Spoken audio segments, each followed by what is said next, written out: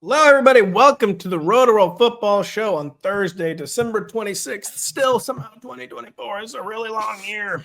They added a bunch of extra days to this year. I am Patrick Daugherty, joined by Mr. Denny Carter and Kyle Dvorchak. We are going to break down the entire Week 17, a.k.a. Fantasy Championship slate. Merry Christmas and Happy New Year to all, except for the Houston Texans. My God. My God. Truly unreal. They're so bad. I have a stat to kick us off if we want to talk about just how bad the Texans are.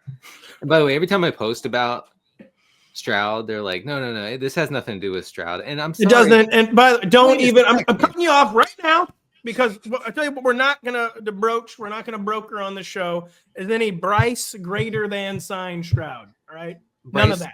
Okay, I agree with that. I'm not going to do that either. But I will say, I mean, even as a Buckeye, brother, Buckeye up. As a Buckeye, we both Stroud. We both did a rough year, man. Guys, lay it on us. Look, I'm sorry, but like he's like the worst intermediate passer in the NFL. Like that doesn't get it done. It's bad. It's just like that. That's a critical part of the field to be like not just not great, but you have to be passable. 10 to 20 yards beyond the line of scrimmage, and he's not. He's really bad at those throws. Listen, it's the Browns are the only team in the NFL with a lower offensive success rate than Houston right now. Oh my God. That stat's broken because I know Jameis is good. So that stat's broken there. No, Pat, you're just missing the proportionality. If it was all Jameis games, of course they'd be second, third, fourth. But it's just they haven't played all the Jameis games. That's right. That's true. They keep running away from the Jameis games.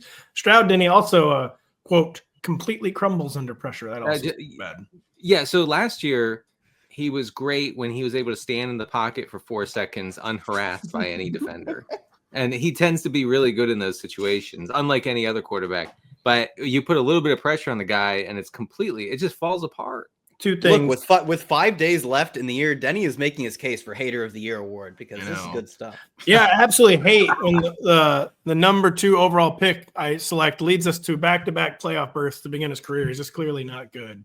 CJ Stroud, absolutely hate when my team can't stop making the playoffs. But what I will say on Stroud, to get into excuse-making, alibi season, the plan at the intermediate levels of the field was Steph Diggs, maybe some Tank Dell. Yeah, that didn't work. The depth decimated.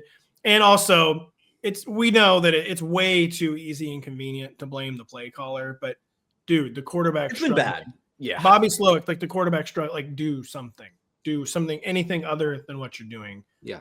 We're riffing a little too long here, but first, I posted this.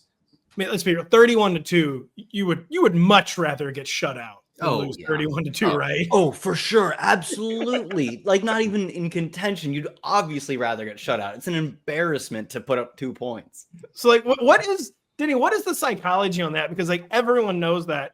So I missed this game. It was Christmas unwrapping season at my parent-in-law's. And like when I saw 31-2, like I genuinely gasped. Like I was seeing like a horror show. And I was like, oh my God. Yeah. Oh God. Why is 31-2 so much worse than 31-0? I think it's because the defense scored the 2, and so the offense got blanked, So you would, as an offense, I mean, I'm sure the defenders are proud that they got their safety. They got the defense coddled the offense in some way. The defense was like, oh, don't worry. We got you, offense. We'll make sure we don't get you 0, which is worse than letting you get 0. Let the offense flounder. But the defense treated the offense like a baby, like a child, like an infant, and said, we'll prevent you from getting blanked on the actual scoreboard. But the mentality of that is actually worse than getting blanked. Suck it up and take your 0 like a playoff team, which they are. They're already locked into the playoffs. And instead, no, they get the 2 points. And to be fair, they got the 2 points early in the game. It wasn't like they were down 30 and then got the 2. They got it well into the first half. Does that make it better or worse? Because that means someone posted me. That means they were trying. And, and 31-0, whatever. They phoned in. They gave up early. Like whatever. Move on to next week. Third game in 10 or 11 days or whatever. Just move on. But the 2, like ooh. They were trying, huh? Yeah. I mean, this is against a Baltimore secondary that has been ripped by like almost everyone this year. I mean, they've been better of late, per the metrics, but it's not exactly like a stellar secondary, and they couldn't get anything going through the air. Stroud was missing the bunnies, man. He was missing the layups. Exactly. And I agree. He's haunted, man. He's haunted. Bobby has been calling up some garbage. He has not been good. Like, he got through 101 Kyle Shanahan, his first freshman college class of Shanahan stuff last year, and had no juice left to work with for the rest of his career. I don't think he's called good games like at any point this year. But I think that has also been compounded by the fact that Stroud is literally just missing the layups every game. So it's everyone's fault. It's Stroud's fault. It's definitely Bobby's fault. It's, quote, the fault of the receivers who just can't stay healthy. Like, that's just bad luck, but it doesn't help. All right. So real quick, last year we got on Bobby Slowick because they were way under their expected pass rate on first downs, which is like a clear sign of the total fraud season. But this season right now through Wednesday's game, they're 4% over their expected pass rate on first down. They're actually doing what you're supposed to be doing on early downs, and it's not happening. And do you know why? It's because CJ Stroud is not good. No, it's because they're trailing. CJ Stroud. Yeah, well, just CJ Stroud again, so bad to be making the playoffs again.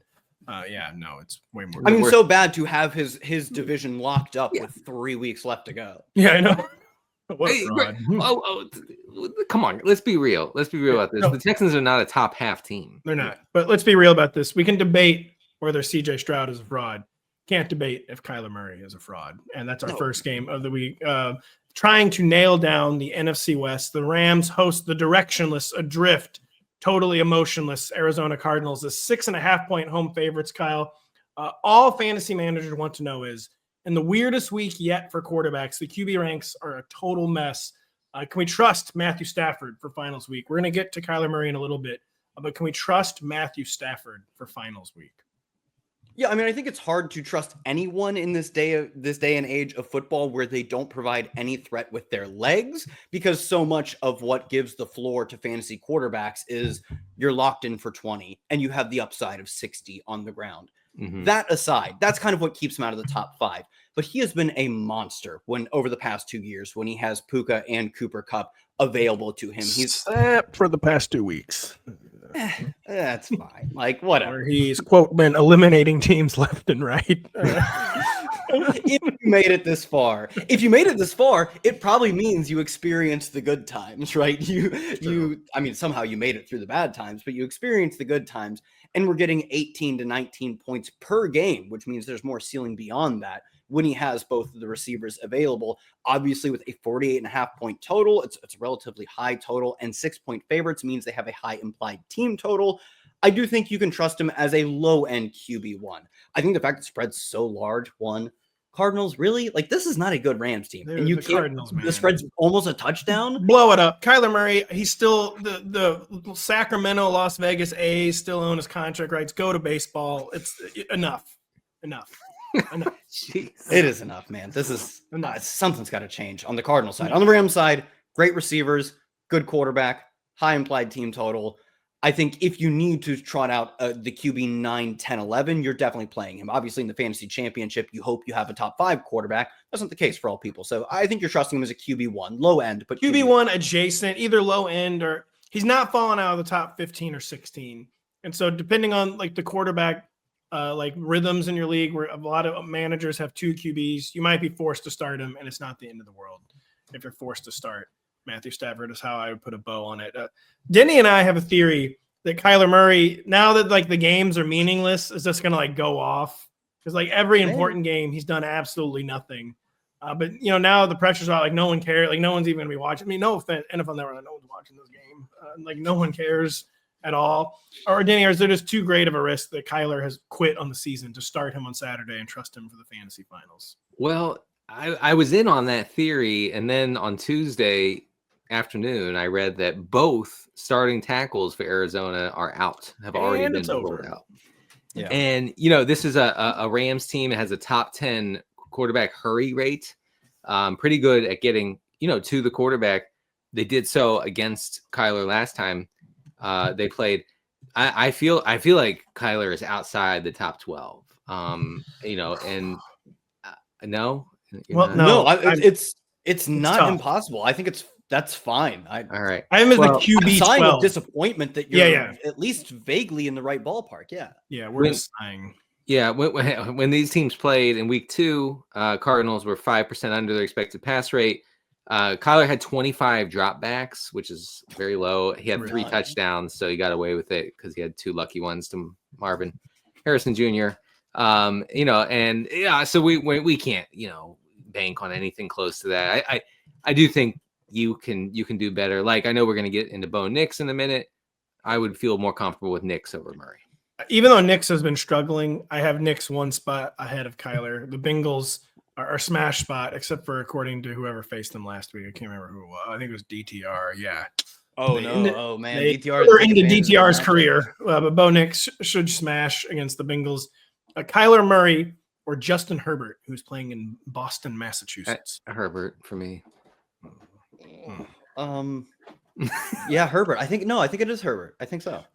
Kyler Murray or Patrick Mahomes, who played on Christmas Day. I'm going Mahomes. Well, given the score that Mahomes got. It's controversial, but I'm going Mahomes. Yeah, curious. You guys can't stop talking about Mahomes being bad, and all he does is nuke on Christmas Day and go 15-1 to wrap up the best record in Chiefs franchise history. I was gonna say all he does is lock up your toilet bowl win. Like, man, that is you stood no chance if you played Kyler Murray in the 6th, 7th place tiebreaker game. Right. Final one. Kyler Murray or Caleb Williams against the Seattle. Well, this is Thursday night, so this doesn't work. So we got to move on. Kyler either way. I'm not playing Caleb. Moving on to our next topic, Kyle, which is just MHJ Jover levels. How Jover is it for Marvin Harrison Jr., who, let's see here, hasn't had 50. He's had 50 yards 1 time in the past 5 weeks. Jeez. I mean, it's like the same level of Jover it's always been, because last week, the quote usage, the very high level 10,000 foot view usage was good. 28% of the targets, 48% of the air yards. That's what he's been all year, is a pretty good wide receiver 1 who gets a ton of the air yards. And I don't think it's entirely the just ADOT that is hurting him. Terry McLaurin has nearly identical ADOT. 83% of his targets have been deemed as catchable by Pro Football Focus. Jordan Addison and Courtland Sutton have a 1 to 1.5 lower ADOT than him. 78 and 71% of their targets deemed as catchable. Very high numbers.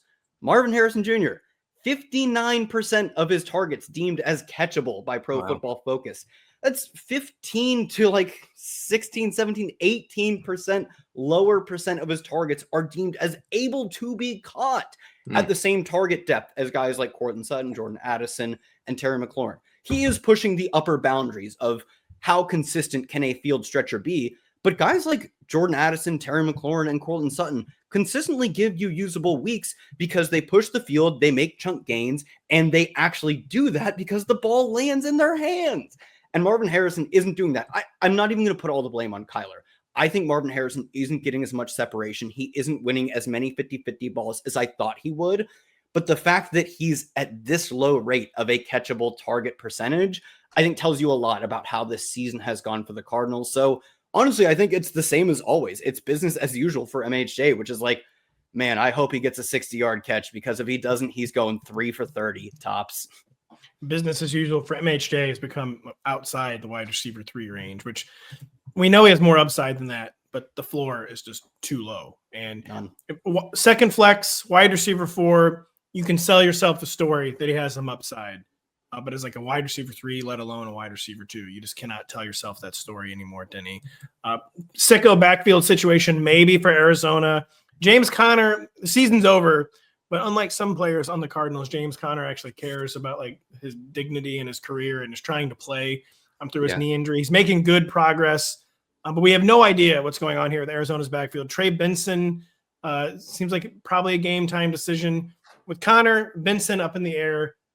Michael Carter season, or can we? Is this the thing where we got to tell people like check the inactive Saturday? Yeah, no, you really do. I mean, you're gonna have to be grinding inactives, unfortunately, for this one, because Benson figures into this. Of course, Connor does. Connor is practicing in some capacity. I honestly, guys, I feel like the assumption should be going into Saturday that he will play. Connor will play. That's kind of where I'm at too. So I agree. Yeah, so it's like, but if he is inactive, I mean, also people are going to be posting about, did he make the flight, to LA, all this stuff, right? Flight log season. If he doesn't, if he's going to be out, then pick up Michael Carter.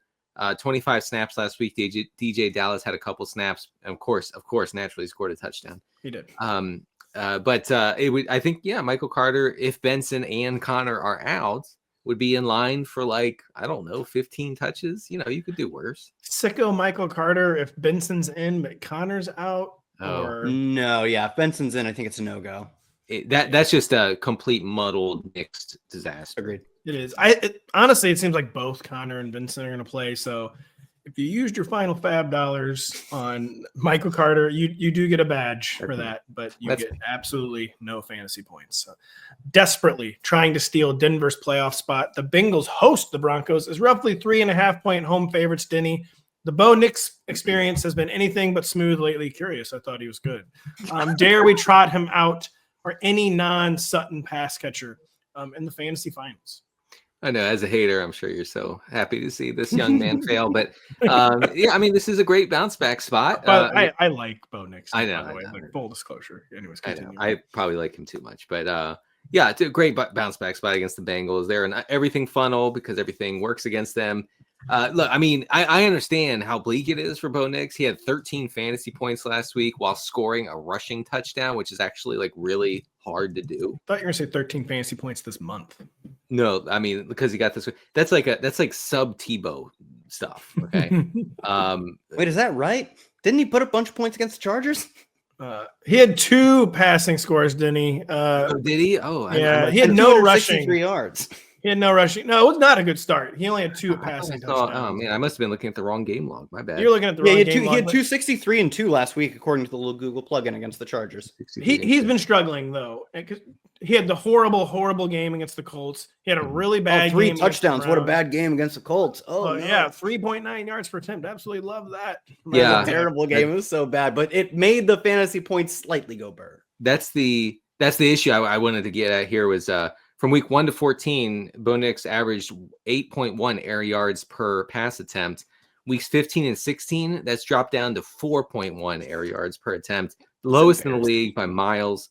It has something to do with a lot of design touches for guys like Marvin Mims around and the running backs around the line of scrimmage. Mims 4 targets in 4 straight games. He's been targeted on 27% of his routes over that 4-game stretch. So because they're designed, it's just like how the play is supposed to go, and there's really no other option. Nick, I think Nix is very startable because he has a little bit of rushing juice. He's going to drop back a lot. This game total has gone from 44.5 to 49.5. I don't really know exactly what happened, but that's what I had for this game. 49.5, second highest total of the week.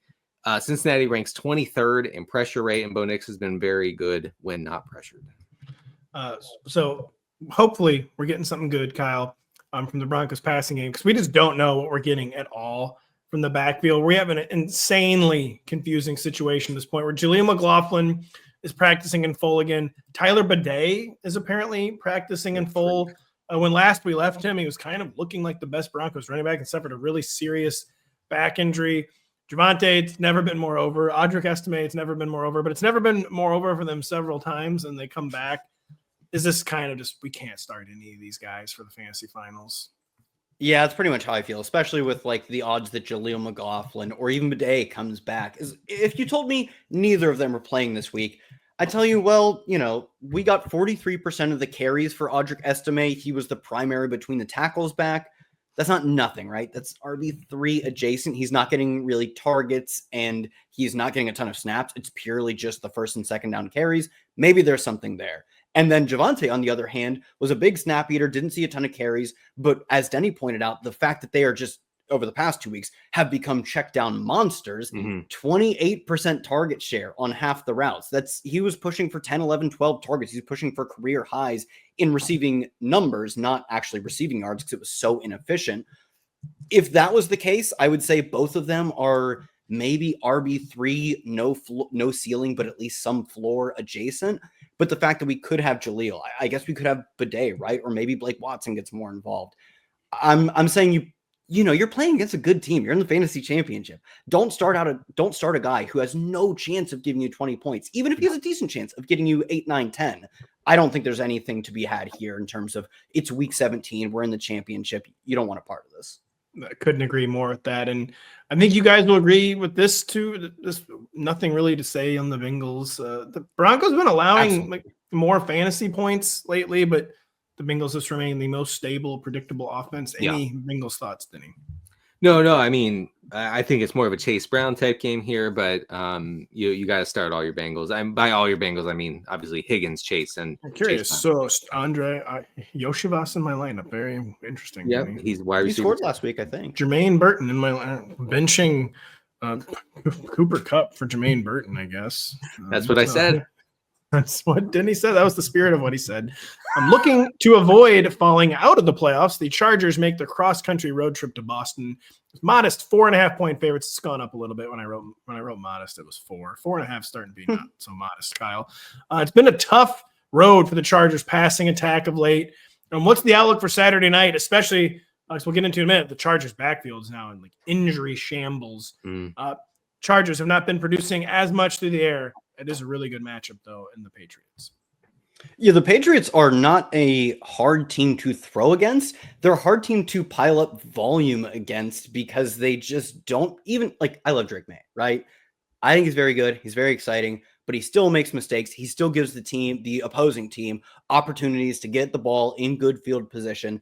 They've just been a pretty easy matchup for teams in terms of we don't have to try that hard. They faced a negative 3% pass rate over expected. They faced overall the 8th fewest passing yards, and that's not, a metric of their efficiency. They're not shutting down opposing passing attacks. They just haven't forced other teams to actually throw the ball that much. And the spread of -4 kind of says that, it shouldn't be a blowout, but it's not going to be a particularly close game either. I think that kind of leaves Herbert and the passing attack in this no man's land of Herbert's maybe the QB 11 or maybe he's the QB 14. And it really just depends on can Drake May and the Patriots keep this game within one score until the final whistle. Maybe they can. Yeah, Herbert has not had more than 2 passing touchdowns, more than 2 touchdowns of any kind. Oh my God, all year. Wow. How long? Literally all year. He has not had more than 2 scores. So to say our guy hasn't spiked a week, it's kind of what you need in the fantasy finals. I don't know, but they have the whole backfield. So Gus Edwards is out. J.K. Dobbins is highly questionable to come off injury reserve. I guess it could be Kamani Vidal season. This time it counts. It might work for us. Yeah, no, this time it counts. Who else are they going to go to? Oh, no, Haskins. Oh, God. Haskins, who, what do we have a litmus test on what college Hassan Haskins went to? Oh, dear God. University of Michigan. So I have to say, though, Haskins had a pretty long catch and run touchdown last week. You remember that against Denver? No, that was Gus. Of course I don't remember that. I would never. No. Haskins was like 2 weeks. You're right. The Haskins thing did happen, actually. But the put the foot in the ground and like fake the jock strap off a defender. Where did that come from? I was like, he had a really good final season at Michigan. Like he had big numbers then. That was 19 years ago, of course. I mean, wow, I was like, who is this guy? Why is he not starting? Denny, of course, was correct. It was last Thursday that he had the 34-yard catch and run receiving touchdown. On the air, Hassan Haskins, 14 carries for 26 yards.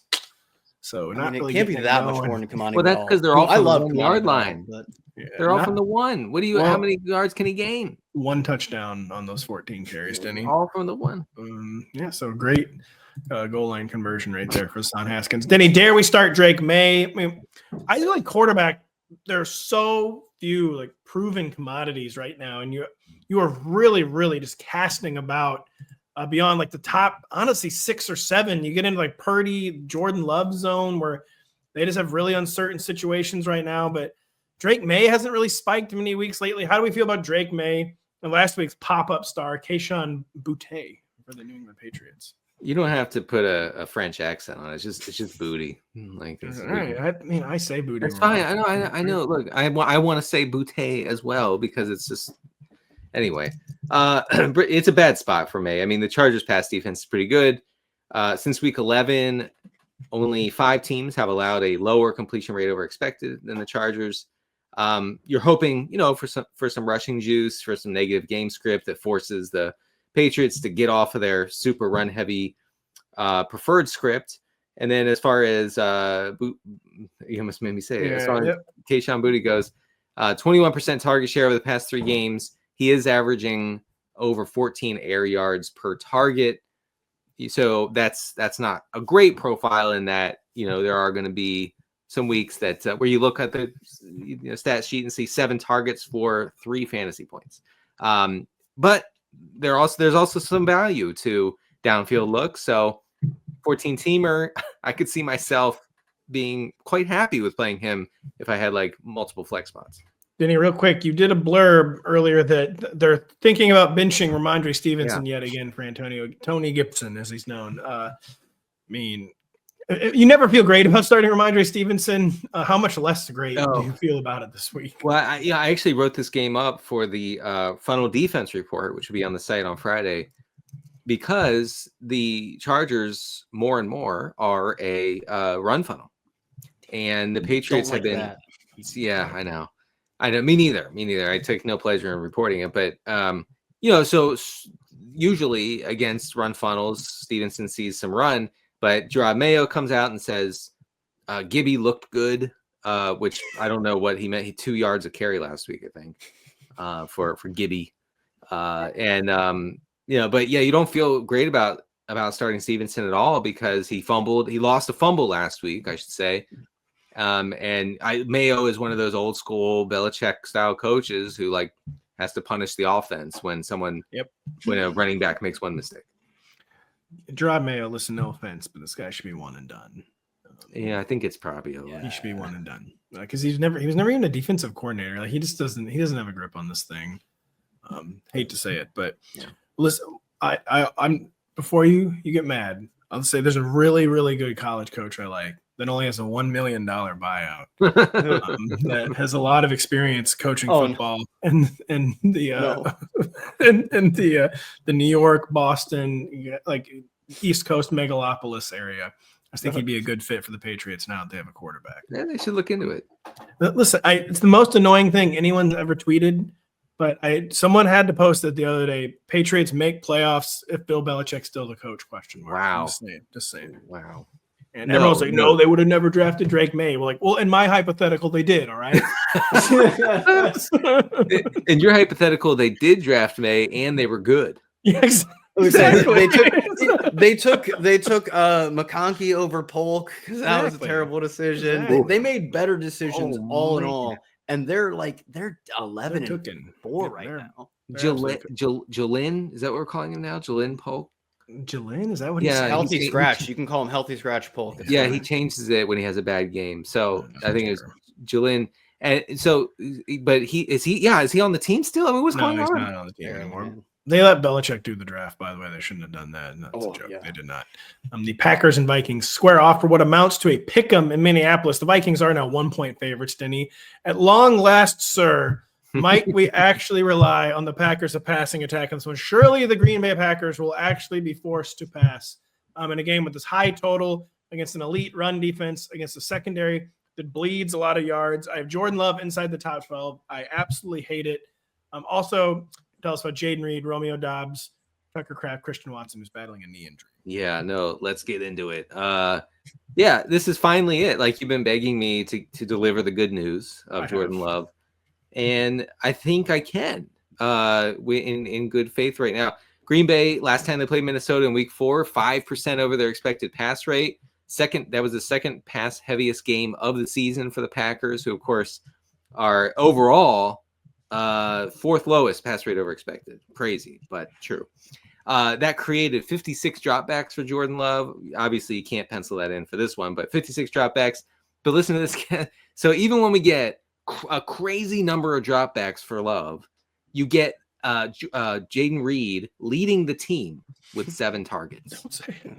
I mean, that is abysmal. Like, you think 56 dropbacks, I'm thinking somebody's going to get 12, 15 targets. But 7 targets. He had a big game. So I would say, Reed slightly over Romeo Doubs. And but I do think Kraft should be played in 12-team leagues because A, this game is a good fantasy environment, and B, the Vikings are a pass funnel, and I think they will force Jordan Love to throw the ball here. Dobbs, of course, averaging 17 air yards per target over the past 2 games. Jayden Reed only 8 air yards per target. So that that's the profile you're getting. Your easy button versus not so easy button with those. Christian Watson not practicing with the knee injury. I think we all know what that means. It's Dontavian Wicks season, surely, right? It's Dontavian Wicks drop season. Well, maybe we are getting some special clanging off the hand throws. Yeah, right. Yeah, I mean, you do need a monitor, though. I mean, if in deeper formats, you can't ignore that one. Why? I think you can. Really? Oh, yeah, I actually do. You can. I mean, there were some special spot quote starts for Dontavian Wicks this year that they did not amount to what we thought. I mean, the process was right. Was it? It was. It would be like 180. The process was to lose your home, then yeah, sure, it was great. Then it was great if the bank is on January 1st, 2225. They're coming to take the house. Yeah, that's great. Honey, for tax purposes, we actually need the home to get demolished, so we're playing Dontavian Wicks every format. They say 6:59 a.m. 1125. I got to be out. Thanks. Yeah, great process. Love it. The process was to get another Dollar Tree put in my backyard. And I accomplished that. Denny's Five Below is now moving into Denny's attic. Kyle, we trust Darnold and Jefferson for this game. Those are the Minnesota Vikings, known as Sam Darnold, Justin Jefferson. Do we rank Jordan Addison in the top 24 for finals week? A known weak spiker in a game environment where weeks may be spiked. So I think you should probably do what Denny is saying, in that this game is a high total. The Vikings are a pass funnel. Play the guys you think who are going to score points in that environment and throw away your vibes. Like, obviously, I think every Packers game, as someone who didn't draft much Josh Jacobs and who thought Jordan Love was good at scoring fantasy points, for me, almost every Packers game has been agonizing. And of course, they win, so they're successful and they don't have to change their style. But Vegas and the splits of like Denny said, the Vikings are a pass funnel, have told us that this game looks good, a 48.5 point total, but one's close, as you said, basically a pick 'em. Vikings 1 point favorites. And then Jordan Addison, a 27% target share and 36% of the air yards over the past 6 weeks. On any other team, that could be wide receiver 1 numbers. They just have a guy who happens to dwarf even those good numbers. So yes, you should treat Jordan Addison as a top 24 fantasy wide receiver. And I think you just got to go on faith that this is 2 good quarterbacks with a high total, with at least 1 bad defense. There should be points scored. You got to go. Yeah, you're by definition facing one of the very best teams in your fantasy league. It's the week to maximize points. Jordan Addison is a point maximizer. There's risk, but you just have to take it if you want to try to get the trophy. We're points maxing as a Zoom. We are points maxing as for the first time this year, guys. I'm gonna start scoring fantasy points. So absolutely love it. Denny, real quick, what's the environment like for Aaron Jones in this game? Kind of this guy's all over the map, I feel like, in terms of production. Yeah, the opportunities there. He has 54 of 74 running back carries for the Vikings over the past 3 weeks. CJ Ham is the only other Vikings running back besides Jones to log a pass route over that 3-game span. Wow. Yeah, so he had Jones had 139 yards on 26 touches in week 4 against Green Bay. It's not a particularly great spot, but you got to start. With both teams moving on from the regular season for different reasons, the Bills host the Jets as 2-score favorites. Kyle, up to 9 points. As feared, week 16, was not the fantasy bonanza we had been getting of late from Josh Allen. In a game that we thought it wasn't because it wasn't going to be super competitive. It was super competitive. It was just low volume. With another depressed scoring environment possible here against the Jets, are we starting any of Amari Cooper, Dalton Kincaid, and Keon Coleman behind Khalil Shakir, who had a shaky week 16 himself?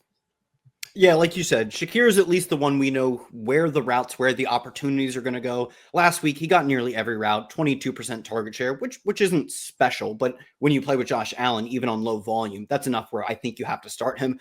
And frustratingly, Mac Hollins got 3/4 of the routes last week, earned almost no targets on them. I know. Man, they love that. They love that. I know. They love Mac Hollins. It's such a good bit. I love it. It's a genuine bit. It's just a bit. That's all it is. This guy. Tell that to all of my playoff best ball teams that keep hammering Mac Hollins, hoping we get a Super Bowl touchdown like we did with Juwan Jennings last year. And beyond that, Amari Cooper only got half the routes. Keon Coleman got 2/3 of the routes, that's workable in an offense led by Josh Allen, but he didn't earn a ton of targets on a per route basis. I really think in a game that profiles to be extremely low volume for the Bills, as you pointed out, nearly 10-point favorites, Shakir is the only one you can count on. The tight ends, it was just as messy, if not more messy. Dawson Knox ran more routes than Dalton Kincaid, but on a per route basis, Dalton Kincaid was targeted a ton, and he ended up seeing a 26% target share. So you've got a lot of weird puzzle pieces moving around where Kincaid doesn't see a lot of routes, but they scheme up touches when he's out there. Dawson Knox gets more routes, and then Mac Hollins is getting all the routes. If I'm in the fantasy championship and I'm thinking, what do I want to rest my season on? I'm comfortable doing that with Shakir, and there's no one else in this team in terms of pass catchers I'm doing it with. Is Amari Cooper just like, is he washed finally? Like the weirdest career ever? Is he just like kind of washed actually? I don't know, man. 2 weeks ago, he was targeted like 19 times. He was 14 times. They didn't do anything with it. He had like 6 catches for like 80 yards. I mean, like that's the bare minimum. By the way, do you know, have the Bills officially clinched the number 2 seed? The Ravens can tie the Bills. 2 seconds, I can tell you. The Ravens could tie the Bills record, but the Bills won the head-to-head. So if they won the head-to-head, then it's over. That's it. Am I making this up? Did they play this year? Nope. In fact, they lost the Ravens. So the Bills need this dub. So no fear there of the Bills not trying. There you go. This dub. Denny, many people are saying it's a Breece Hall week. I actually have no idea why they're saying this. There are people saying this though. The Bills, I'm presuming you're going to say it's because they're a run funnel. But Breece Hall, if you want to talk about like he's basically like a federal loan program to get Dollar Trees built in your backyard. Breece Hall, in terms of like his bank examiner-ness, could it possibly be a Breece Hall week for the bank examiner's favorite son? No, I mean, people are asking. I'm at the coffee shop. I'm walking around the neighborhood. They're saying, I heard it's Breece Hall season. Can you confirm? So, yeah, I mean, we need to address it. He had 14 of 19 running back rushes last week against the Rams for the Jets. Ran a route on a really solid 32 of the Jets' 44 dropbacks against Buffalo. And last week against whoever they play, the Rams. He saw 6 targets. Buffalo's allowing the 5th highest rate of rush yards before contact. They profile as a top 5 run funnel on the season. You know, they kind of invite that, like we've talked about on the show. And I will say just quickly about the nature of the Jets offense. It's something I didn't really realize until recently. Only Cincinnati and Kansas City have a higher pass rate over expected than the Jets this season. So they're quick to abandon the run. But I think, that route rate last week, 32 of 44 dropbacks, that's pretty good. Like if that can hold, I feel like Breece Hall can definitely get there. But that pass rate over expected is solely just from Aaron Rodgers only ever throwing it at the 1 yard line. Like that, right? Jackson. Yeah. He's also chasing the the 500 touchdowns or whatever. Yes. He's going to throw to Devontae without a doubt. Yeah. I mean, like I can't even say what I was going to say, but he wants it to go to Devontae real bad. If he went to Tyler Conklin, let's just say Aaron Rodgers would not be happy with himself. And so for that reason, Kyle, one of the questions we have is, can we trust Garrett Wilson in the top 24 where Aaron Rodgers, like, is not even being subtle. Like this 500th touchdown, it's going to Devontae Adams. He can't risk throwing to Garrett Wilson. Garrett Wilson, after the game last week, is basically, you asked them why I'm not getting the ball. I have no clue why I'm not getting the ball. Can we trust Garrett Wilson in the top 24? Trust, maybe not, but I do think if you're just running the numbers, even over the past month, when we've really seen Devontae take over as the number 1 receiver, Garrett Wilson has 23% of the targets, 30% of the air yards. Those are similar numbers to what I said earlier in the show, where I was like, on a lot of teams, where they're not having a clear number 1, this is the guy who's the 1A, or maybe the slight number 1. It just happens to be this is another one of those teams where there is a superstar alpha number 1, and he happens to have a great connection, a decade almost long connection with the quarterback in Devontae to Aaron Rodgers. But I do think the volume and the fact that, as Denny pointed out, they're passing the ball a lot more, even relative to their expectation. And we would expect them to pass a lot in this game as they likely get blown out. I do think you're ranking him as a top 24. There's no doubt that Devontae is the number 1 on this team, but I think this team has enough volume alone to give you a top 12 and a top 24 fantasy receiver. Do you guys want to hear something grim, by the way? I mentioned the bank examiner, of course, my favorite character. And so the bank examiner bit, for people unaware of how I started the bank examiner joke, it was from It's a Wonderful Life. And the bank examiner in It's a Wonderful Life. And the other night I was watching It's a Wonderful Life, as one does on Christmas Eve, and of course the bank examiner comes on screen, and then I had to start explaining the joke to my wife. I'm sure she loved that. She actually kind of did. Really? Yeah, she kind of did actually. Oh, that's nice. And by the way, I mean, listen, it's 2024. Grown men can cry. But yeah, it's just trying real hard not to. It's one of no, it's fine. Yeah, I got beer in my eye from dinner sometimes. Tearing up a little bit. I was watching the movie. Was like, why doesn't he just take out like 3 credit cards and 2 payday loans? I feel like that'd be fun. George Bailey, not the most sophisticated money practices. Then apparently, they didn't have credit cards yet. So just get like 5 of those babies. Come on, Old Bailey building and loan. I was gonna try to do Jimmy Stewart and thought better of it. So it's all come down to this. With the Giants nearly 2-score home dogs to the Colts, that's been going down for reasons we're going to get into. Denny, I was going to ask you if we start Anthony Deshaun Richardson for finals week, but now he's highly questionable and not practicing, and we don't even know what to tell people, and it's kind of is looking like maybe we can't count on him for finals week. What do we say? What do we know about Anthony Richardson and his injury, which I know the body part that's hurt? It's back, I believe, and maybe ankle as well. He didn't practice Thursday. I don't know, man. It stinks because I have a lot of good stuff on like why he's a legit play here. We got Denny on our side as to why he's a legit play, and then he gets hurt. No. Yeah, no, hey, I was. Guess what? 23 minutes ago on Rotoworld.com, the Colts are, quote, optimistic that Anthony Richardson back, foot will play in week 17. Okay, let's proceed as if he's playing, Denny, for the purpose of the content. If he plays, let's assume we're in the world he's playing. Denny, fire. Why is he going to play? Listen, Richardson, rushing attempts over the past 5 games, 10, 9, 7, and 9. Okay, that's unbelievably good, right? I know, like 11 pass attempts last week on 17 dropbacks. Horrible for the rest of the offense, but for him, it's good. The Giants are allowing the highest rate of rush yards after contact this season. Teams have rushed for over 1,000 rushing yards after contact. I would simply tackle better. Really bad, and I would think that a guy like Anthony Richardson, along with Jonathan Taylor, would be it would be in a good spot here. I have to say the Taylor thing, the dropped touchdown, the fumbled touchdown against the Broncos a couple weeks ago, it could actually end up to be, if you survive that, right? If you're a Taylor manager who survived that. I did, buddy. And I actually think it could be the best thing that ever happened to you because he goes absolutely world-wrecking nuclear last week, right? He's going to do it again this week because he's mad. He's mad and he's embarrassed, right? He's reaffirmed. His life flashed before his eyes. He's George Bailey. He wants to live again. Yes, he does. He's just glad to be alive, and he's just going to take people to the promised land. So congratulations to that.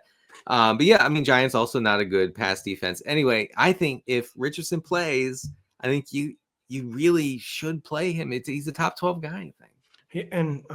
So Joe Flacco had been taking the first team reps. You don't like to see the foot on there. But yeah, the report was that he is, quote, responding to treatment well and has made consistent progress, Anthony Richardson. So I think we are operating as if Anthony Richardson will start. And if Anthony Richardson starts, you operate. He's going to play the way he's been playing lately in terms of the rushing usage. So yeah, you can remain optimistic. Listen, it's a little more volatility than you might like for fantasy finals week. But are you starting Matthew Stafford? Are you starting Kyler Murray? You want to tell me? You want to look me in the face and tell me you're doing it? And you're nodding that, yeah, I am doing that. All right, fair enough. I would start. I'm sorry, for the record, I'm starting Richardson over Stafford. And no, for sure. It's just a little more touch and go than it was before. Kyle, like I said earlier, many were saying it's a Breece week. Many are also saying it's a Tyrone Tracy week. The Colts, a hella giga mega run funnel. Yeah, who is saying it's Tyrone? I mean, I probably saw a post like in one tweet. I think the big issue is I saw one tweet. Yeah, I mean, I literally saw one tweet. I might even searched for it. And I need you to bookmark it because I need it to be. I need it, folks. I need it. Tracy, be clear. I read one tweet. I hope it's right. He didn't practice on Thursday. He didn't practice. Also, that was part of my monologue was that he's banged up, which is very bad for me. But I'll talk about it as if he's playing and as if last week sort of has some impact on the role split. We'll see. But 9-point underdogs, 9 points, man. I mean, look, as an Anthony Richardson guy, I love Anthony Richardson. I don't think he's actually good, but he is fun. To be 9-point dogs to Anthony Richardson, you got to be bad.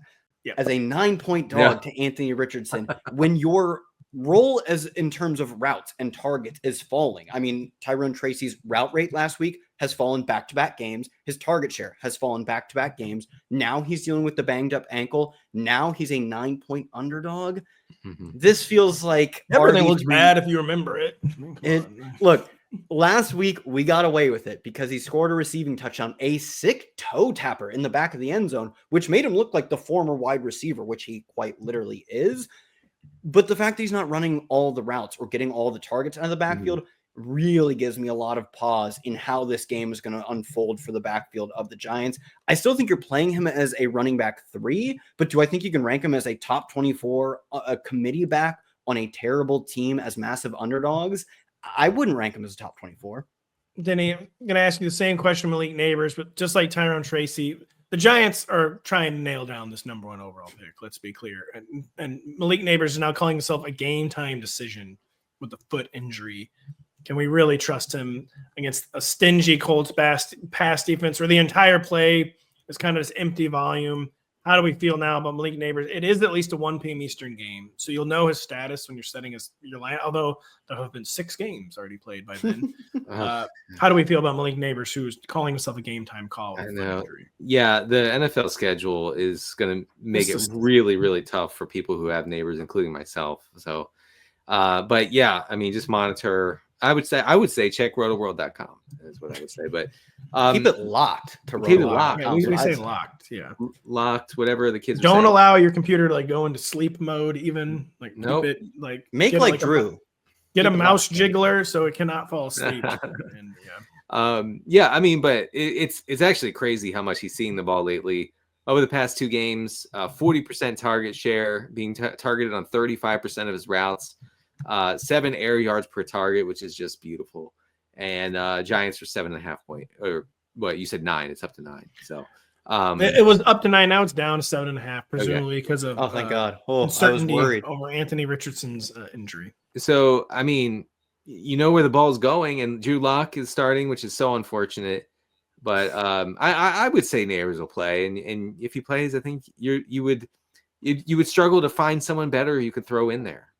Listen, this is not a joke. We all like badly want Anthony Richardson to start this game, Kyle. But if he doesn't, we could get like a hail of bullets, like Joe Flacco career finale, where he goes out, like, the final scene of the action film. He goes down swinging. But I mean, it's to say hello to my little friend, and my little friend is 5'10", 190 Josh Downs or whatever, and it's 15 targets to Josh Downs. So there's a lot going on here. Yeah, Downs or MPJ relevant. I guess let's operate under the assumption Anthony Richardson plays, and maybe throw in a real quick bit on if Joe Flacco plays.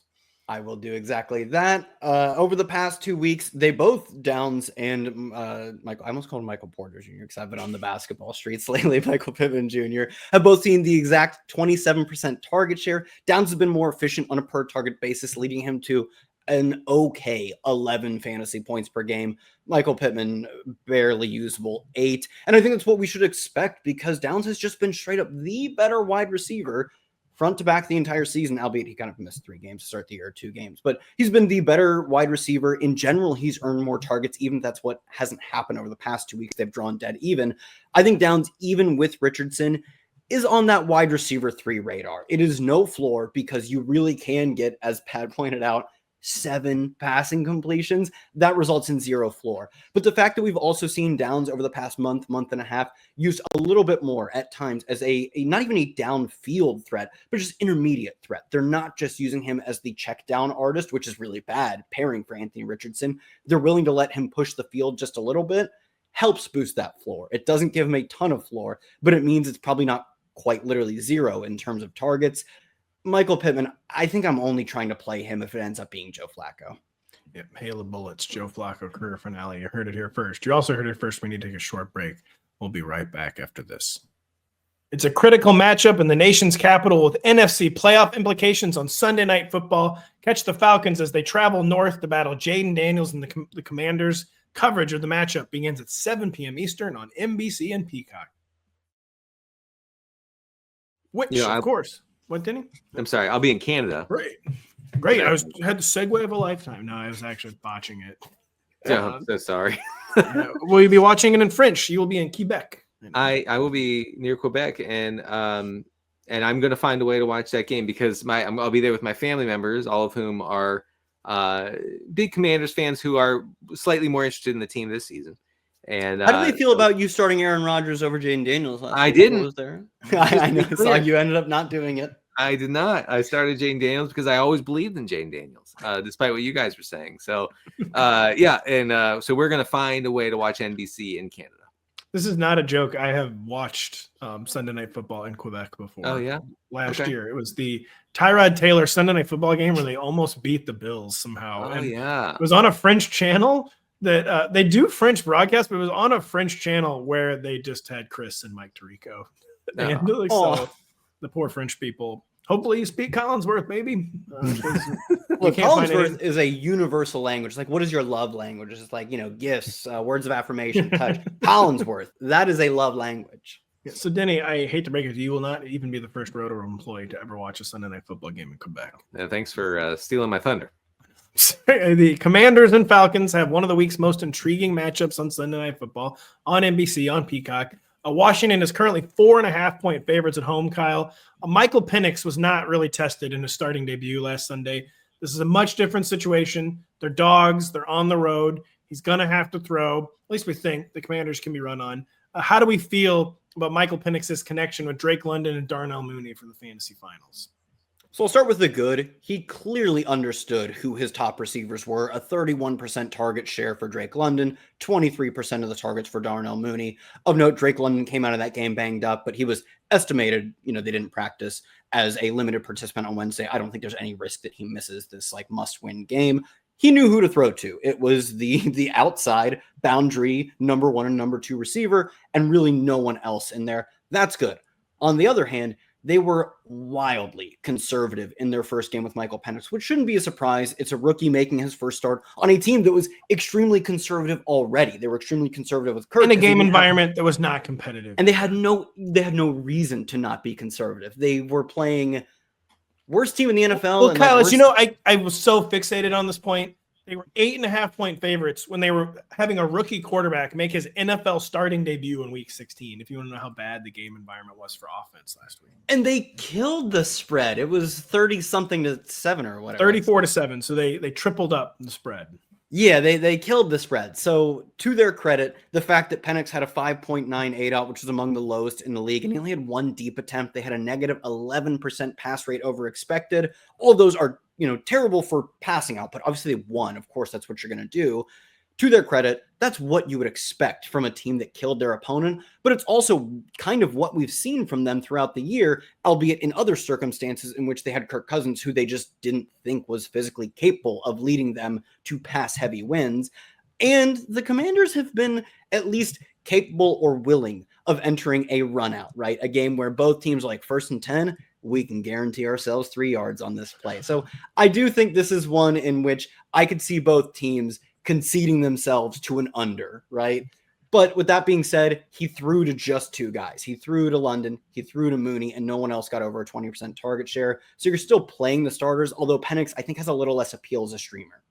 You mentioned Kirk Cousins real quick. Can we talk about the poignancy of Kirk going full Russell Wilson and refusing to take off his helmet and just standing there? Or is it not poignant? Is it more like, don't talk to me? Or Russ, it's always like, they could put me in any second. Yeah, no, it's different. So Russ is like I'm in the game. Like, it doesn't matter. Like, even if I'm on the sideline, I'm playing. I'm in it. Yeah. My head's in it. And Kirk is like, please, just no one talk to me. I can't believe Kirk, of all people, has gone that way, but he absolutely has gone that way. Denny, so this would be another revenge game for Kirk, but since he's so bad, he's on the bench.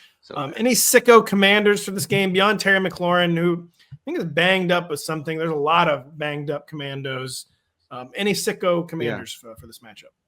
Yeah, so I wrote up both Jamison Crowder and All right, yeah, cut it. Yeah, cut it. Yeah, no, wait a second. Stop. Wait, no, Commanders wide receivers coach Jamison Crowder makes Denny's funnel report. And Olamide Zaccheaus. I will say just briefly here, Falcons are increasingly a pretty pronounced pass funnel. I wrote them up for the report. It comes on Friday. Should be plenty of dropbacks here, like kind of like what we saw last week. Maybe not as extreme for Jayden Daniels. Zaccheaus has a much better profile than Crowder. He ran a better route rate. I'm so sorry. I lost it here. I remember it was vaguely in the 70 to 80% range. Right? Zaccheaus ran around 32 of 48 dropbacks last week. He had 2 touchdowns, so obviously that's fluky. But I think he's the number 2 receiver with Noah Brown out. And so, an inflated dropback volume could be good for him. Also, I think Zach Ertz gets a little bump as a guy who's out there. He's getting exercise, running around. Zach Ertz absolutely loves to exercise. Kyle, Brian Robinson has been extremely mediocre of late. That includes losing 2 fumbles in Week 16 against the Eagles. His profile is pretty much that you can't drop him out of the top 24, maybe even the top 20. How do we feel about a player who is doing anything but peaking at the right time, though? Yeah, I mean, you put it really well. Where just as of late, he has not been the same running back. First 8 weeks of the season, 3.9 yards after contact per attempt, forcing a missed tackle on 20% of his carries. And then since then, he was banged up in the middle, so there's fewer than the allotted 7 or 8 games since then. 2.8 yards after contact and nearly halving his missed tackles forced rate. He just has not been the tackle breaker, the explosive running back that we came to expect not only last year, but through 2 months of this season. With that being said, he did see he outcarried his backups 10-5 last week, and their favorites at home in a game where I think both teams might want to run the football. Like you said, I think the math tells you should keep him in the top 24 running backs, and you shouldn't ignore the fact that he's been bad over the past month and a half, coming up on 2 months. But when guys get the football a lot and their team is projected to score a lot of points, it is very hard to bench them. Very, very, very hard to bench them. Just like fantasy managers, the Eagles and Cowboys are waiting around on Jalen Hurts' concussion protocol status. Correct me if I'm wrong, Denny, but looks like he's trending towards an inactive. What will be the difference in the Eagles' approach if Hurts cannot go in this one? Yeah, I think more dropbacks that turn into pass attempts rather than rushing attempts. Also, you throw out the tush push unless they're going to force the issue. How dare you say Kenny Pickett's not big enough to do the tush push? I mean, it's embarrassing when anybody else does it. It'd be the most horrifically embarrassing thing anyone's ever seen if Kenny Pickett tried the tush push. Yeah. Please. So, I mean, I'm not totally discounting it, but Jalen Hurts is really bad for fantasy, for the fantasy prospects of AJ. Where are you going with this? No. First, I hear Jalen Hurts is really bad. Then here, maybe he's bad for fantasy. Like, neither of those seem right. But he's good for fantasy on his own.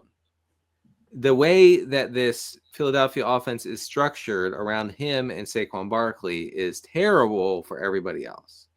So, Kenny Pickett, not better, but it changes the nature and the way that this nature of this offense and the way it's conducted, right? So I actually think this can be seen as a volume-based positive for Devontae Smith and AJ Brown. That feels really optimistic to me. I feel like the Cowboys defense is playing a little better. They could just you actually get the game plan for Kenny Pickett. It's like, oh hell yes. Right. Well, he's dealing with a rib injury though. So has that factored into the fact that you think he's going to be bad? Yeah, right. He's immediately going to get injured like every backup. But I'm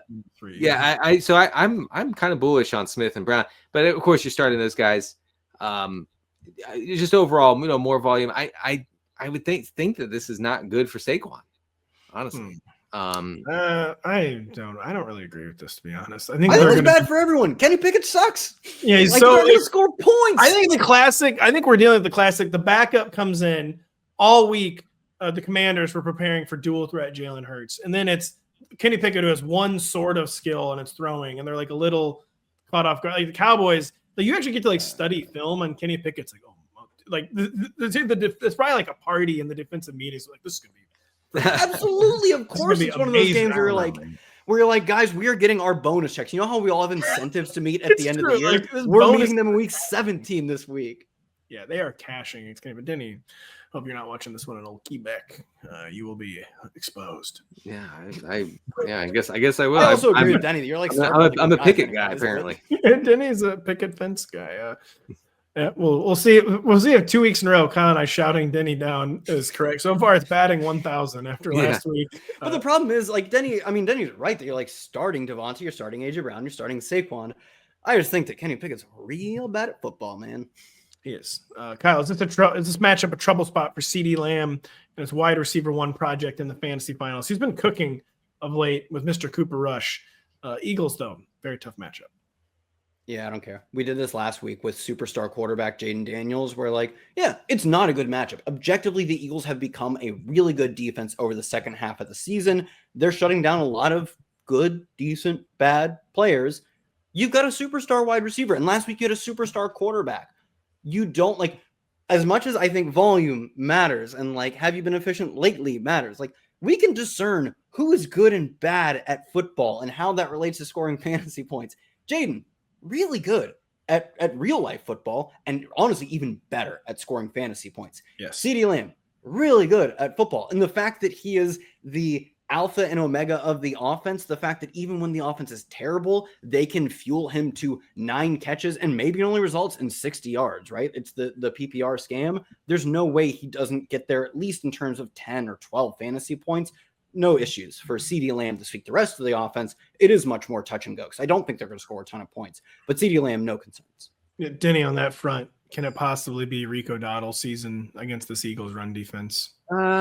It might actually be because look, I mean he's dominating the backfield, the Dallas backfield. Eagles, it's a bad matchup. Eagles giving up the league's lowest rush EPA since week 10, really just snuffing out opposing run games. The Cowboys, last time they played the Eagles in week 10, they only had 17 running back rushing attempts. Dowdle led the team with 12. Over the past 4 games, Dowdle has run a route on a surprisingly high 60% of the Cowboys dropbacks. I didn't think it was over 50%, 60%. He's only being targeted on 8% of those routes. But I mean, the fact that he's out there and getting so much playing time, I think that he can kind of stumble even in bad negative game script, which is not a guarantee here, as you guys point out. Kenny Pickett's not good. And so even if I'm right and Kenny Pickett's better than Jalen Hurts, kidding. That Dowdle will be out there enough, I think, to get by as a starter in 12-team leagues. We're sorry about the vehemence with which we disagreed with you. Enough that we're going to take a short break and collect our thoughts. We'll be right back after this.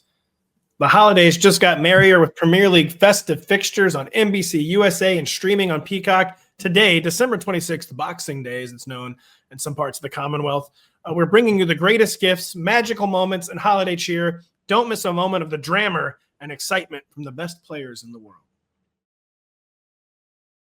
Yeah, Drammer. You nailed that one. That's how the Brits say it. No, I was trying to do a dumb English thing. They love to say Drammer. They do. And thank God we're not part of the Commonwealth. No longer in control of their own destiny, the Bucs host the Panthers as roughly 8-point favorites, Kyle. I was giga sweating facing Jalen McMillan last Sunday night, and he got me eliminated. What's his prognosis for the fantasy finals? The young man has been playing very well of late. Although, except for when he also let that ball get stolen away from him for a game-changing turnover. That wasn't good. I mean, have you considered playing against worse opponents? Have you considered saying, maybe my championship opponent, or I guess semifinal opponent, doesn't have a young rookie ascending wide receiver who really has played not only his best football, the only good football of his season over the past 3 or 4 weeks. He's averaging 1.95 yards per route run, about 20% target share over the past 3 weeks. These aren't elite numbers, but he really has established himself as the team's clear number 2 and it's a team that, when pushed, will absolutely pass the football. And he's an explosive playmaker. Obviously, the touchdowns, he's running insatiably hot on those, I believe 4 in the past 3 weeks. I don't think those will keep up, but the role does back the idea that he's their clear number 2 receiver. So I think you can trot him out as a wide receiver 3/flex type of play. I think he should be in most people's lineups, albeit he's not cracking your first or second wide receiver spot. Denny, Bryce Young had a plus week 16 fantasy effort. Now he does have a plus week 17 matchup. Probably still have not seen enough to be streaming Bryce with everything on the line in the fantasy finals. Yeah. But how do we feel about Adam Thielen and company? Yeah, no, I mean, there should be a lot of volume here. The Bucs, the second most extreme pass funnel. Everybody, goes over their expected pass rate here. I think, Thielen definitely has a floor. Like the way he's being used in PPR, I think he has a floor. I think I wouldn't be surprised if he has 5, 6, 7 catches here. Like if in the right kind of game script, and by right kind of game script, I mean the negative kind. Can anybody else get there? I think maybe Jalen Coker, who's seeing quite a few air yards in this offense, maybe he can get there. But really, like the fact that the Bryce Young is not really throwing for a lot of yards, which we'd like to see. No. So you split that up, and you just don't have a lot to dish out. So you're hoping for a touchdown, you're hoping for a big play. Thielen, Thielen and Hubbard, obviously Hubbard being borderline elite at this point, are the only two Panthers I'm confident starting. I do think you can get away with Bryce in Superflex. I will say.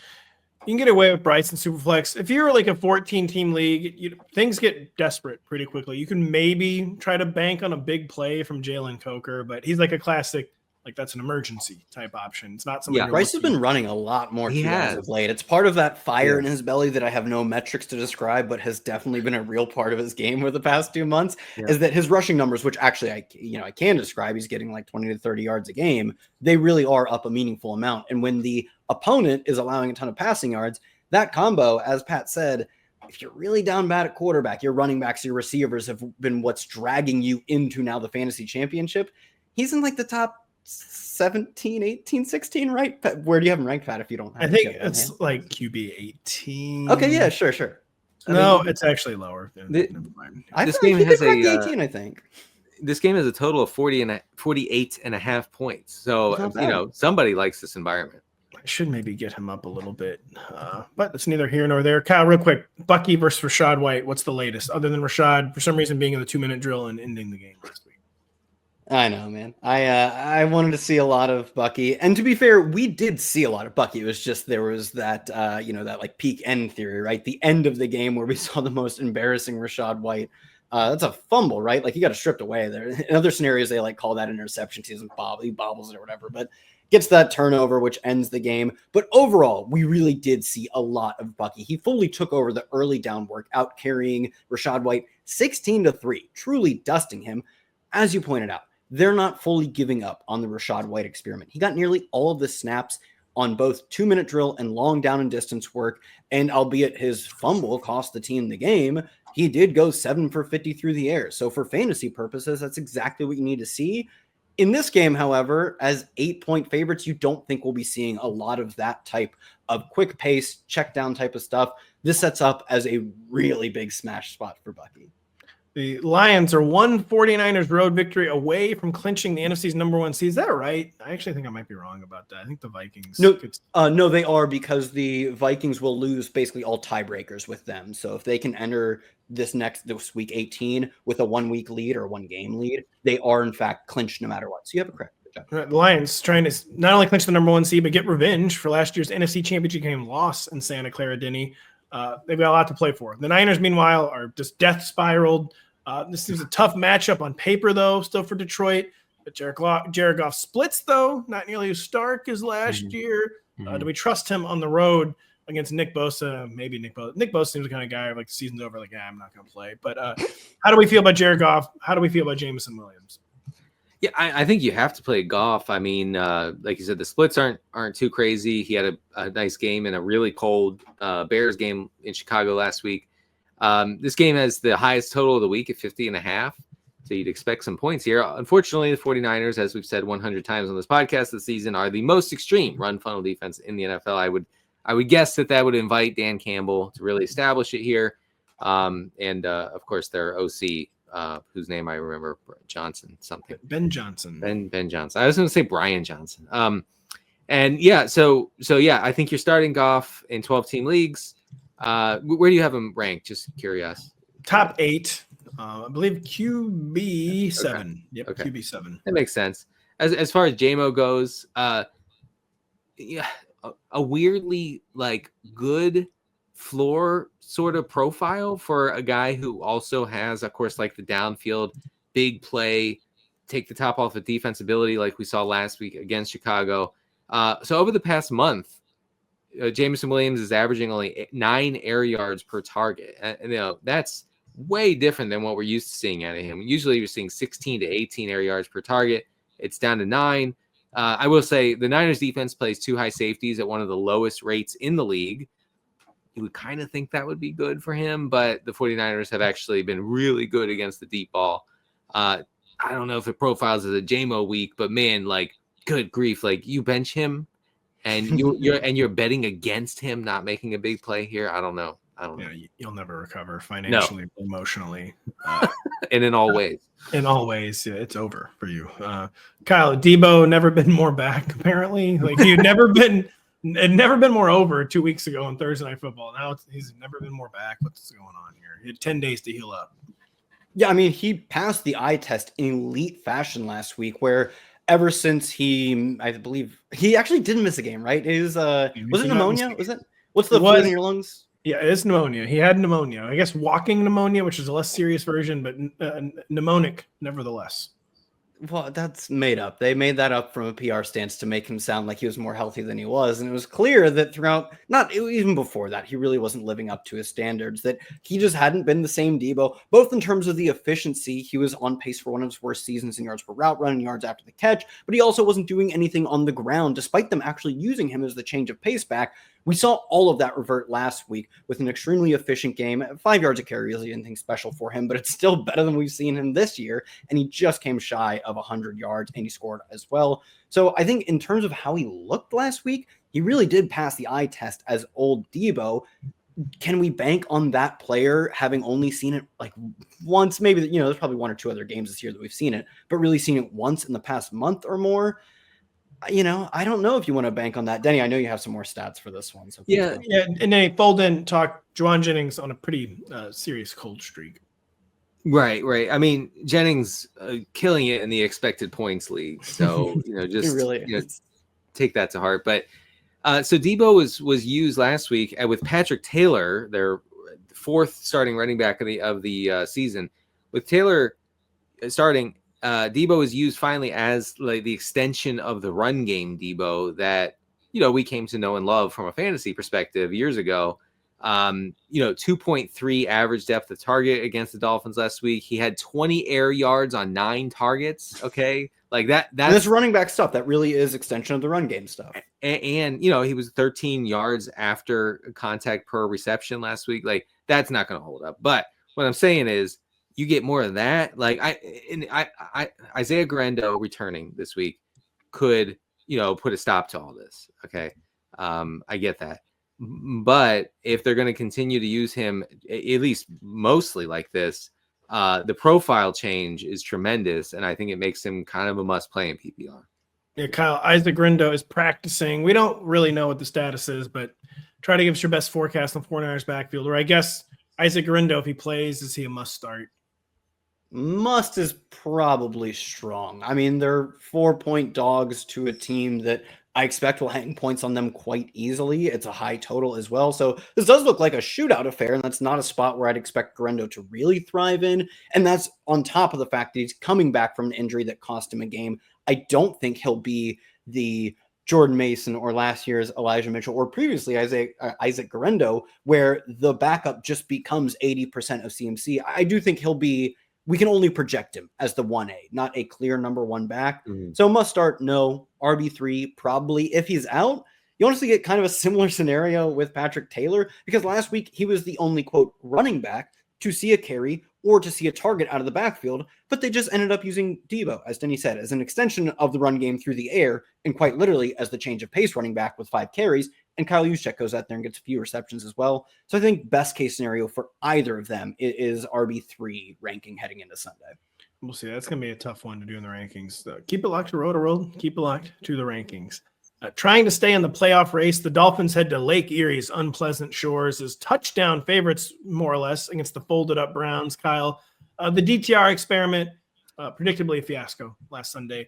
He's making another start, though. Can we trust a single Cleveland pass catcher in Week 17 fantasy lineup, especially with David and Njoku seemingly highly questionable with a knee injury? Yeah, and Njoku, I kind of don't think he'll play. The Browns just don't have anything to play for, and maybe that's what gives you hope if you're playing Jerry Jeudy. But it's a tough spot, man. Last week, DTR ranked 24th, which it's not good, but it's honestly better than I would have expected. In completion percent over expected, 29th in EPA per dropback. That's right where you expect him in that bottom 3-4 range. He's nearly dead last in both metrics since 2020 and even shortening the distance since 2022, 2023. No matter how you split it, I do think he's one of the worst starting quarterbacks we'll see in the NFL. And even if you thought, well, I know the efficiency isn't great. It's terrible, in fact, but we can hang our hat on volume. Jerry Jeudy was only targeted 3 times last week. So I think he's the one everyone wants to start. And the fact that DTR, we talk about this every time, backup quarterbacks have 2 options. There are 2 buttons they can press. He only threw to Jerry Jeudy 3 times. So he didn't target his number 1 receiver at all, really. I think Elijah Moore had 6, if I remember correctly. Didn't target his number 1. What's the other button? Hurt. He got hurt. Of course he got hurt. And he quite literally is going to end up playing hurt in this game. They weren't sure he was going to play as of Monday. I think Kevin Stefanski said they're like working through all of their options. He is going to play. But the last thing this guy needed was to be banged up. So I really, assuming Njoku doesn't end up playing this game, I don't think there's like a single Brown you can even play. So you're saying there's a chance Jameis comes back and saves us? I think they have already announced that he's going to play through whatever he's dealing with. Denny, what kind of matchup is this for Tua, who has not been a very fun watch lately? Tyreek Hill even still in the top 20? No, on Tyreek being in the top 20. It's an ugly environment. I mean, the Browns are allowing the 6th lowest completion rate over expected on throws between 0 and 10 yards. Tua is averaging 5.9 air yards per throw since week 12. So everything is in the check down zone, and the Browns are pretty good at defending that. It's not a good spot. Over the past month, 4 teams have been pass heavier than the Dolphins. So maybe that sort of approach offsets things. But you throw in the DTR factor, though, guys, and it becomes unpredictable. Like, not that we're great at predicting game script overall, but the DTR thing could just destroy game script for everybody here, except for Achane, who would benefit obviously from a sort of blowout, along with Mostert. Yeah, tough Browns defense. Probably not great weather conditions. DTR killing the game environment. Tua just can't be trusted as a wide receiver 1. Also, Jalen Waddle is not practicing still with the knee injury.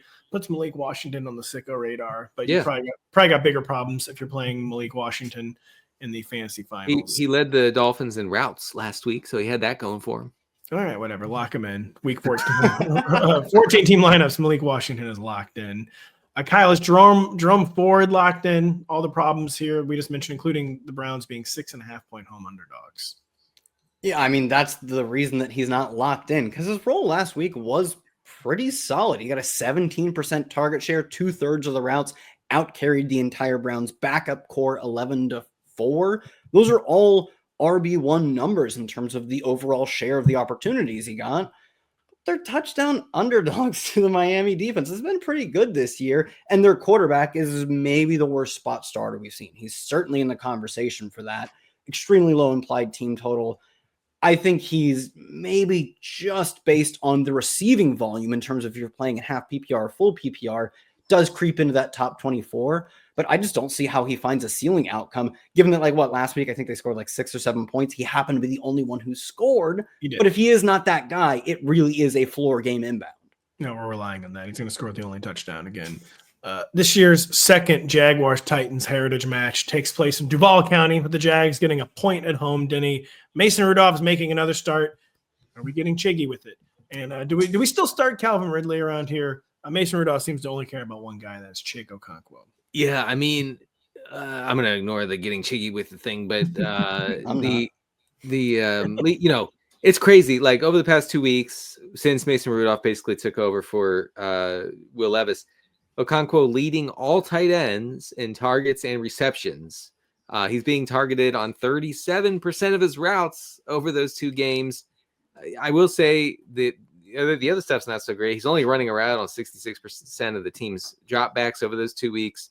That got up to north of 80% last week. 2 weeks ago, in my start sets, I got brutalized. 2 weeks ago, I was like, he's a full fade. He ran half the routes, as you clearly were just pointing out. But it was clearly based. 2 weeks ago was a part-time player. I don't know if this will hold, but last week he got to, I believe, 83% off the top of my head. So I think it's somewhat legitimate.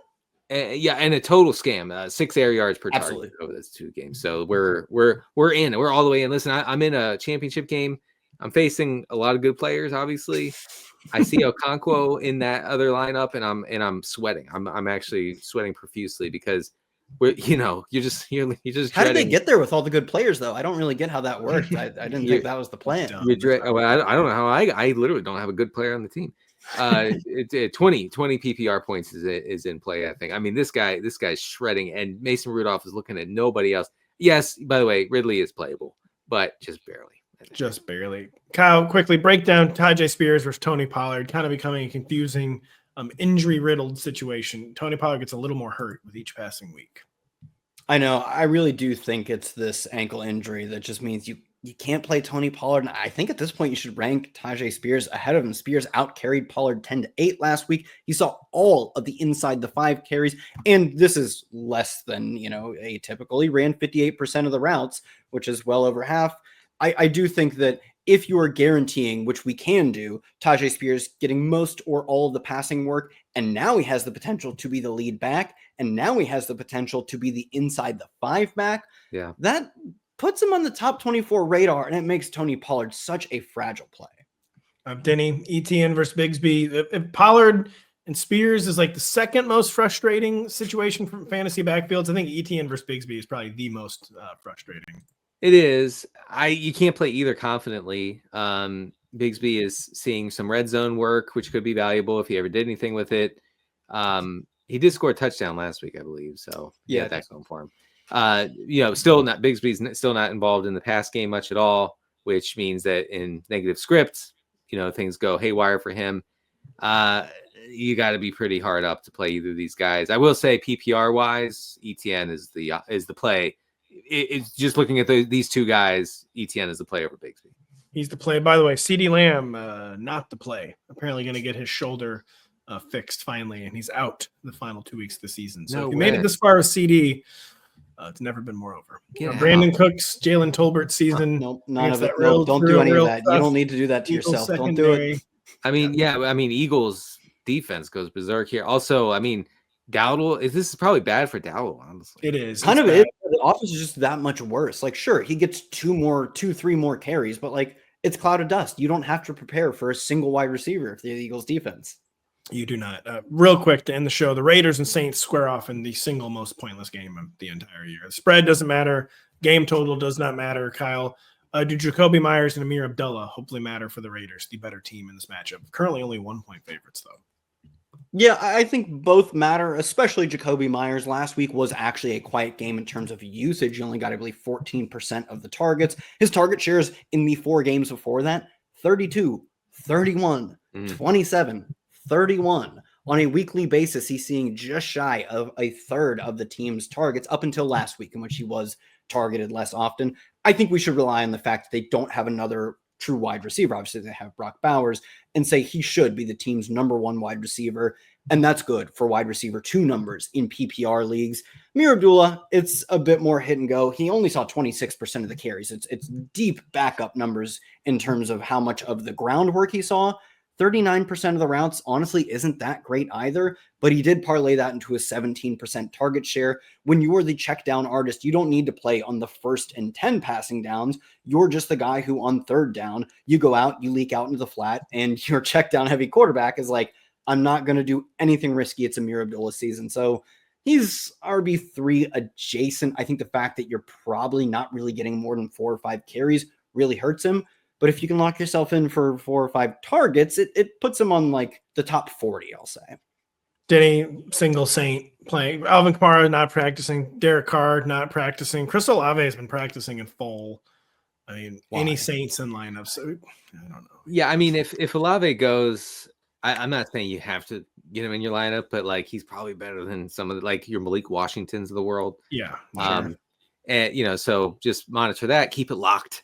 to Rotoworld. I was going to say Kendre Miller, but the Raiders, per the metrics, pretty good at stopping the run over the past month. So and Miller lost the pass game work to the Mims. Jordan Mims, like that was a disaster for his fantasy prospects. So yeah, I mean, Miller's not a must play either. Man, that's just if Chris Olave somehow plays, even Juwan Johnson though, Saints just steer clear. Yeah, absolutely no point. You made it this far without playing Saints. I'm sure you did. Keep it that way for one more week. Keep it that way. Keep it locked. Rotoworld.com. The injury situations get so crazy these final 2 weeks with teams shutting down players, as we see with the Cowboys and CeeDee Lamb. So there's going to be a lot of updates. Check out the funnel report dropping Friday. Check out Kyle Stardom Situm. Check out the rankings, which will be continually updated. And yeah, thanks for listening all week. We hope all year. We hope we guide you to a fantasy championship. So for Denny Carter, for Kyle Dvorchak, I'm Patrick Daugherty. Thank you so much for listening. We'll be back with you Sunday evening. Hey, it's Matthew Berry from NBCSports.com and Rotoworld.com, and I want to thank you so much for watching whatever it is you just watched, or if nothing else, being too lazy to click out of the autoplay after this video started, after whatever it is you actually wanted to watch finished. But now that you're here, I'd like to take a moment here to ask you respectfully now, okay? I'm asking you respectfully to subscribe to the NFL on NBC YouTube channel. You'll get the latest Rotoworld fantasy news headlines, all sorts of great shows, including my own Fantasy Football Happy Hour. So go subscribe now. Again, I'm asking respectfully.